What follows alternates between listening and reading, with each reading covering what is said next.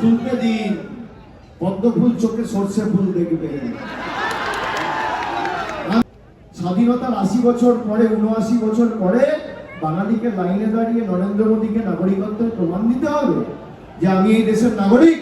কারণ একজন মহিলা, একটা দল, আর অন্যদিকে দেশের প্রধানমন্ত্রী, স্বরাষ্ট্রমন্ত্রী, প্রতিরক্ষা মন্ত্রী, অর্থমন্ত্রী, স্বাস্থ্যমন্ত্রী, রেলমন্ত্রী, শিল্পমন্ত্রী, ২৮টা রাজ্যের রাজ্যপাল, ১৬টা মুখ্যমন্ত্রী, ২০টা কেন্দ্রীয় মন্ত্রী, ED, CBI, election commission, paramilitary force, আধা সামরিক বাহিনী, গদি মিডিয়া, হাইকোর্ট, সুপ্রিম কোর্ট, সব একদিকে, আর একদিকে তৃণমূল কংগ্রেস, বাংলার মানুষ আর মমতা বন্দ্যোপাধ্যায়। জয় বাংলা।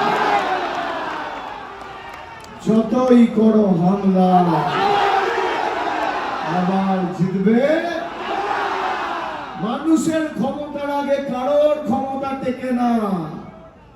দেশের প্রধানমন্ত্রী ভাবছে, স্বরাষ্ট্রমন্ত্রী ভাবছে গায়ের জোরে বাংলা দখল করব। গায়ের জোরে বাংলা দখল করবেন, মানুষের ক্ষমতা কি ৪ তারিখ বুঝতে পারবেন। এই মাটি রবীন্দ্রনাথের মাটি, ঈশ্বরচন্দ্র বিদ্যাসাগরের মাটি। এই মাটি বর্ষতা স্বীকার করতে জানে না। স্বাধীনতা আন্দোলনে পথ দেখিয়েছিল।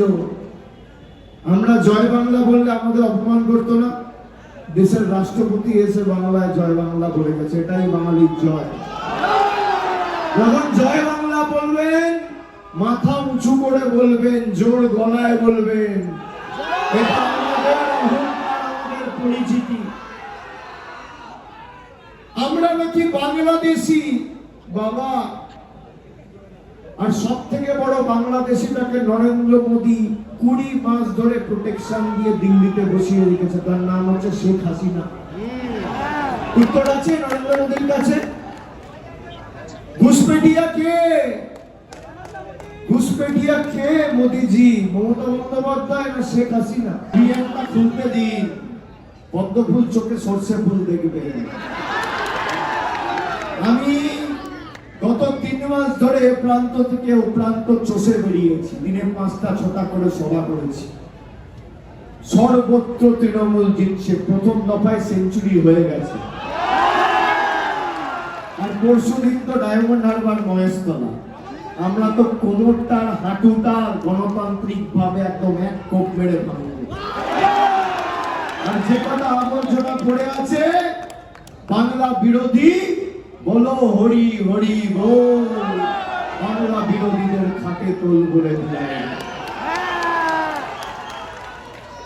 আমরা মাছ খাবো না মাংস খাবো, উনি ঠিক করবেন। আজকে দেখছেন বিজেপি প্রার্থীদের অবস্থা। বাংলাকে পাল্টাতে এসেছিল, নিজেরাই পাল্টে গেছে। হাতে বোয়াল, রুই, কাতলা, ইলিশ নিয়ে প্রচার করতে হচ্ছে। আমাকে মনে করিয়ে দেবে, সুভাষিসদাকে বলে গেলাম, এই বিজেপির প্রার্থীকে ধরে ৪ তারিখ রেজাল্ট বেরোবে। ১ মাসের মধ্যে মাছের বাজারে নিয়ে গিয়ে ঘাড় ধরে মাছও কাটাবো, মাছ বিক্রি হবে। দেখবো বাঙালিকে অপমান করা না, কত ধানে কত চাল হিসেব হবে। আমাদের সৌজন্যতা, আমাদের ভদ্রতা নয়, আমাদের দুর্বলতা নয়। অনেক তোমাদের সাথে ভদ্রতা হয়েছে। স্বাধীনতার ৮০ বছর পরে, ৭৯ বছর পরে বাঙালিকে লাইনে দাঁড়িয়ে নরেন্দ্র মোদীকে নাগরিকত্বের প্রমাণ দিতে হবে যে আমি এই দেশের নাগরিক। কে হে তুমি? কে? মানুষ যখন বিপদে পড়ে তখন একবার টিকি খুঁজে পাওয়া যায় না। কোভিডের সময় দেখা যায় না।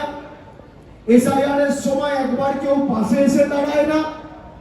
বিপদে আপদে মানুষ পায় না।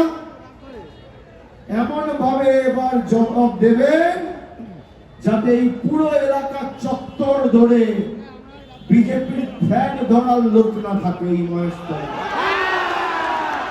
এমনিতেই কিছু নেই। সিপিএম এর ২ নম্বরই জল্লাদ গুলো গেছে, এদিক ওদিক নাম লিখিয়েছে, আর তৃণমূলের কিছু আবর্জনা গেছে। কোথাও থেকে পচা আলু আর কোথা থেকে পচা পেঁয়াজ, সব পচা উচ্ছিষ্ট জিনিসগুলোকে নিয়ে একটা জগা খিচুড়ি তৈরি করার চেষ্টা। আরে এই জগা খিচুড়ি খেলে তো পেট খারাপ হবে। যত দলের পচা লোকগুলো গিয়ে এক জায়গায় দাঁড়িয়েছে, যত দলের সব চিটিংবাজ দুর্নীতিগ্রস্ত ধর্ষক সব এক জায়গায় হয়েছে, আর বিজেপি তাদের মাথায় চলিয়েছে। আমি মহেশতলা বাসীকে অনুরোধ করব যে আপনারা এবার মহেশতলায় শুভাশিস দাকে 3 নম্বর বোতাম টিপে 29 তারিখ এমন ভাবে ভোট দেবেন যেন কষিয়ে 3টে থাপ্পড়, একটা কংগ্রেস, একটা সিপিএম আর একটা বিজেপির দল, যারা গণতান্ত্রিক ভাবে থাপ্পড় মারবেন। আর উন্নয়নের দায়িত্ব দায়ভার তো আমার, আমি কথা দিয়ে যাচ্ছি, আপনাদের হতাশ করিনি, আগামী দিনও করব না।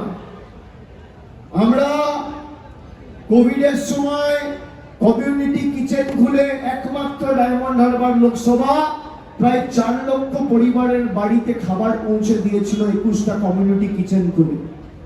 শ্রদ্ধার্ঘ করে 75,000 বর্ষিয়ান বয়োজ্যেষ্ঠ প্রবীণ নাগরিকদের ব্যাংক অ্যাকাউন্টে বার্ধক্য ভাতা পৌঁছে দিয়েছিল। এমপি কাপ, তারপর সেবাশ্রয়, একাধিক উন্নয়নমূলক কর্মসূচি, জল, কল, রাস্তা, ব্রিজ, পরিকাঠামোগত উন্নয়ন, হাসপাতাল সব তো হয়েছে।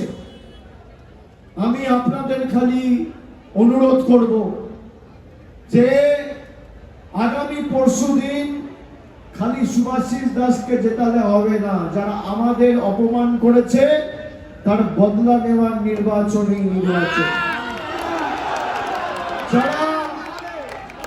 যারা আমাদের অধিকারের প্রাপ্য টাকা আটকে রেখেছে তাদের উচিত শিক্ষা দেওয়ার নির্বাচন এই নির্বাচন।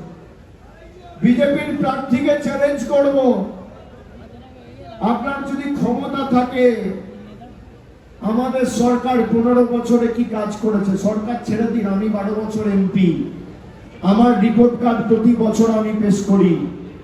আমি যা কাজ করেছি তার 1% কাজ যদি নরেন্দ্র মোদী সরকার প্রমাণ দিতে পারে মহেশতলার মানুষের জন্য 1 পয়সা দিয়েছে, আমি রাজনীতি করব না।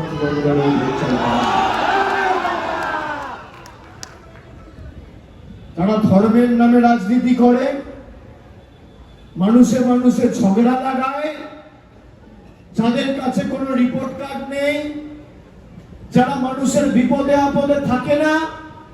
আপনারা দেখছেন এখন বিজেপির প্রার্থীদের কি দরদ, কেউ বাড়িতে ঢুকে লুচি ভেজে দিচ্ছে, কেউ রান্নার ঘরে ঢুকে চা বানিয়ে দিচ্ছে, কেউ বাথরুমে ঢুকে সাবান মাখিয়ে দিচ্ছে, কেউ চুলদাড়ি কেটে দিচ্ছে। সে কাটাবে না, তাও জোর করে কাটবে।